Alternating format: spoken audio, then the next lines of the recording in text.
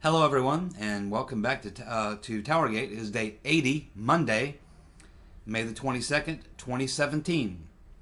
Again, just like the past few days, there really is not a whole lot going on with TowerGate as far as any new information.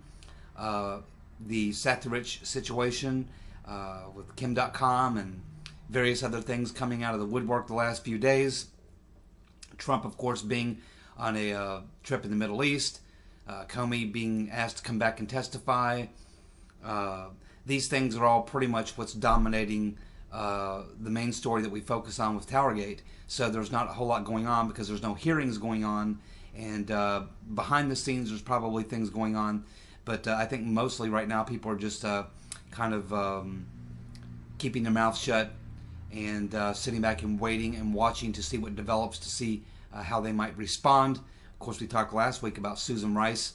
Reports are that she's seeking immunity. So there are things probably going on behind the scenes, but until the hearings pick back up again, or until the special prosecutor Mueller, until he starts making news with things that he might be revealing, or unless the Seth Rich case breaks into the corporate media and really starts gaining traction in the mainstream, until these things start picking up, I think we're in kind of a lull period, which is okay because it gives us a chance to talk about some other things too, which are somehow related. So I want to talk just a little bit today about something that, I remember the Reagan years very well. And of course, you have to remember when Reagan was president, there was no Fox News, there was no internet, there was no talk radio until his last 2 years. I think his last 2 years is when talk radio first hit the air. But it was still all very local. You didn't have any national, you didn't have Rush Limbaugh, at that point with the national audience. I think he was a local talk show host at that time. So I remember the Reagan years very well. And while they were, fairly abusive, the media definitely hated Reagan. It is nothing like what we see with Trump. I mean, it's 1,000 times worse with Trump. I have never seen anything like it. And so I'm sure, as all of you have noticed, that the left, the progressives, the liberals, whatever you want to call them, in the media, the Democratic Party, and people who, of course, support their ideology, these people are completely unhinged, beyond reality. I've never seen it this bad. I mean, it's almost to the point where, it's almost to the point where it's like it's a medical issue at this point. It's Trump derangement syndrome is the term I've heard used, and I think that is probably accurate. It's almost getting to be a medical condition. I have never seen the entire whole of the media in the left and Democrats so unhinged. And I think the reason for that is because when you look at Donald Trump, he is 180 degrees the opposite of everything the Democrats have stood for and have worked for the past 30, 40 years since they began the culture war. And I think that that's what is really at the heart of all this, is that we are in the middle of a gigantic culture war, which for the past 30, 40 years, the Democrats have been making a lot of progress. So along comes Trump, and he is all about traditional Americana, the thing that Democrats and progressives and the culture folks despise. He is the antithesis of what they believe in. And so I think that they see Donald Trump as a tremendous threat to their culture war.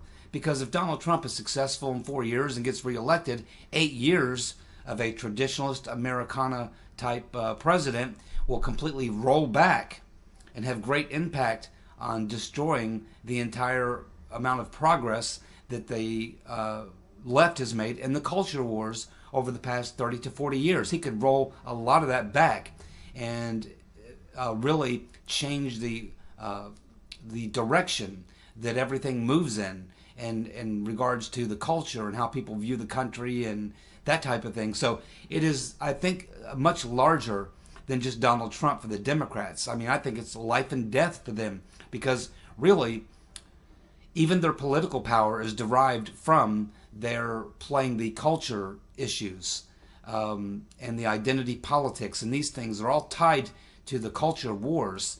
And if Donald Trump is successful in defeating them in their culture war, not only do they lose all that ground they've made in the culture wars, but it's directly tied to their politics and their power. So I think that this is what we're seeing right now, is the culture war is really what's at stake for the Democrats. And I think that that's the main reason. I don't really think it's so much Trump's policies, and I don't, as far as just the impeachment itself. I mean, well, Democrats have called for the impeachment of both Bushes and Reagan. So it doesn't surprise me that they're calling for Trump's, impeachment. They were calling for impeachment of the last 4 Republican presidents for various reasons. This is a typical political parliamentary maneuver for Democrats when they're out of power.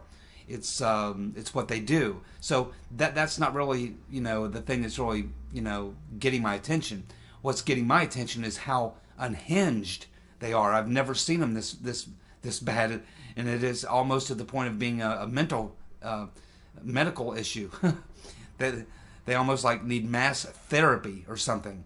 But I think this is what's behind it. It is about the culture war, and I think the Democrats see Donald Trump, if he is successful, he could literally destroy their entire existence. Their reason for being is their culture war. It's everything that their politics and policies are derived from are about their culture war.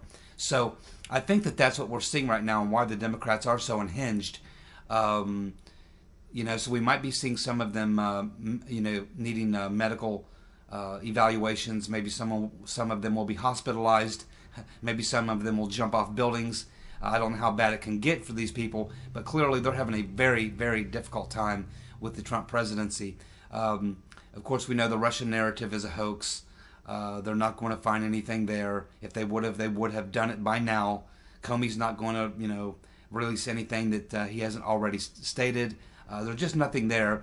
The big story, obviously, right now that's moving is the Seth Rich story and how it relates to the DNC and the overall Russian narrative. So that's the big story to watch, I think, right now. And as far as the attacks on Trump and calling for his impeachment, this is going to go on for, forever, as long as he's president. Certainly for the first 4 years, because again, I think he threatens the Democrats and their culture war, and that's a major issue for the Democrats. And it needs to be rolled back 30 to 40 years of this stuff, and you can see where it's taken us. It certainly hasn't made the country any better at all in any way. So anyway, I think that that's what's really aggravating the Democrats, and I think that that's why they're so unhinged. It would be comical to watch them if it wasn't so destructive for the overall situation for the country. And of course, it's frustrating to watch how many Republicans do not have the president's back, and how many Republicans are afraid to stand up and call the Democrats out, and the liberal media to call them out for what they're doing, and how ridiculous it is. But hey, that's why I'm here. So anyway, it is ridiculous. They are unhinged, and it has a lot to do with the fact that Trump is going right at the soft underbelly of their biggest weakness. And if he is successful, not only does it roll back their culture war, it's politically devastating to them at holding on to power and having a theme from which to derive all their issues, which drives their party and which drives them in their elections. So anyway, I think that's what we're looking at. I think we just are going to have to get used to it because I just don't think it's going to end. But anyway, other than that, everything's going well. So we'll be back tomorrow. We'll keep waiting to see if anything drops on Obama surveillance or anything else. I'm watching that every day. It's just right now things are pretty quiet. So anyhow, that's day 80, TowerGate, May the 22nd, Monday, 2017. Thank you guys for subscribing and tuning in to the channel. I really appreciate it, and I look forward to reading your comments. Thanks. Bye.